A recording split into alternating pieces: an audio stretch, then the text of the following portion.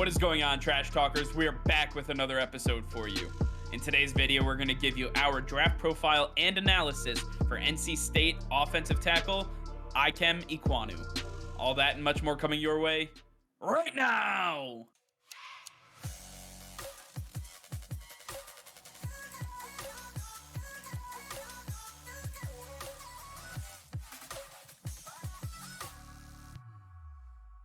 All right, Nick, we are one day closer to the draft on April 28th, and today we're going to be talking about NC State left tackle Ickey Ikem Ekwonu. This guy stands at 6'4", 320 pounds.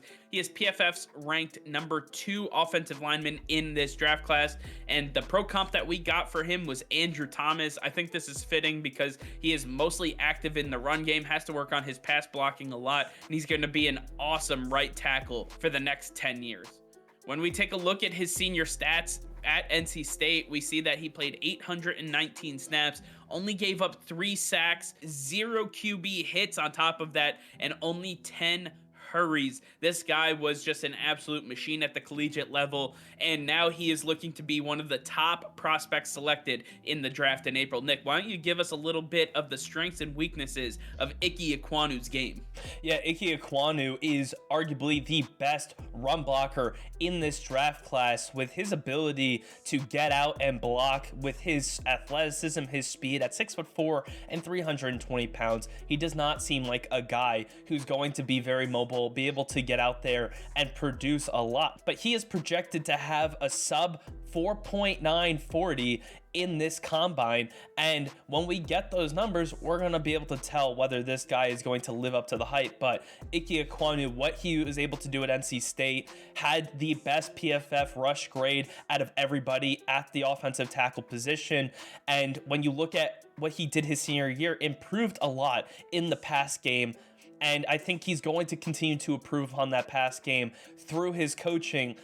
He's very similar to Andrew Thomas, came out strong out of college with a run-heavy approach, and then developed as the pass blocker in the early years of his career. Ickey Ekwonu has a lot of potential, a lot of talent that is raw and just needs to be honed in. He's just missing the technique. The fundamentals are there. He can learn the rest, and everything that he has produced in college is going to translate through and through to the NFL. When you look at his weaknesses, though, as I did say, he does struggle when it comes to pass blocking, and as a pass blocker, that's going to be a big negative against you in this draft. And when you're looking at the top 5, possibly the top 10, Ickey Ekwonu's got to make sure that he is well-rounded. He's going to be able to handle all of the different types of edge rushers that are out there in the NFL, and we've seen that he regularly gets beaten by speed rushers. And when you look at TJ Watt, Josh Sweat, Montez Sweat, these guys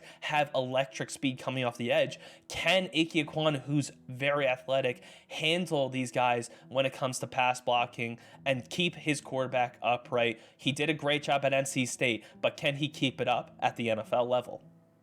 Well, those will be the questions that he has to answer, but when we're taking a look at potential teams that might try to acquire the services of Ickey Ekwonu, we start off early in the draft with the New York Jets selecting at number 4. The Jets have a lot of issues on their offensive line, and with Mekhi Becton's struggles, especially with his weight right now, his future is up in the air with the team. It is not looking pretty for him right now. They do have George Fant ready to go as their left tackle, but the opposite side needs to be solidified. That's where we see Ickey Ekwonu coming into the mix. I believe he would be the perfect bookend to help protect Zach Wilson and the future of this franchise in the New York Jets.